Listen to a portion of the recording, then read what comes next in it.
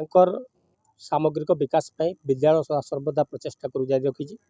प्रत्येक वर्ष आम विद्यालय वार्षिक क्रीड़ा अनुष्ठित हुए एवं सहशैक्षिक कार्य अनुष्ठित हुए। पिलांकर सामग्रिक विकास आम सदा सर्वदा चेष्टा कर आसुचु।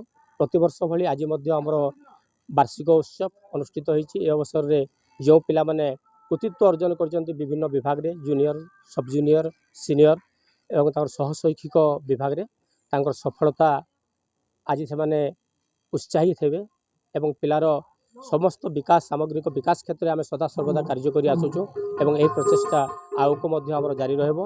धन्यवाद। मो प्रधान शिक्षक सुरेश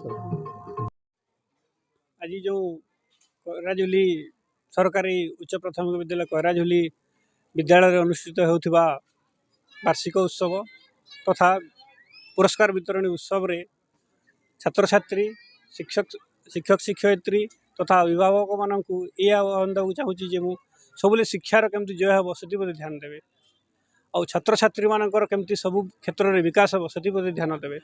आम जाचे ये विद्यालयटा गोटे राज्यस्तरीय पुरस्कार प्राप्त विद्यालय। एथर भी आम आशा करुचे कि जमती राज्यस्तरीय विद्यालय 10 नंबर भितर आसो टप्रे आसो आम से चिंता आशा करुचे विश्वास भी करुचे। ता सहित जो अभिभावक मानकर शिक्षक शिक्षयित्री मानकर ये विद्यालय प्रति रही अहैतुक भावना तांकर सद्भावना तांकर चेष्टा केमती विद्यालय को बहुत आगक नब ताकू सब मु बहुत सुंदर भाव में सम्मान दिए और एतिकी कहबी। धन्यवाद।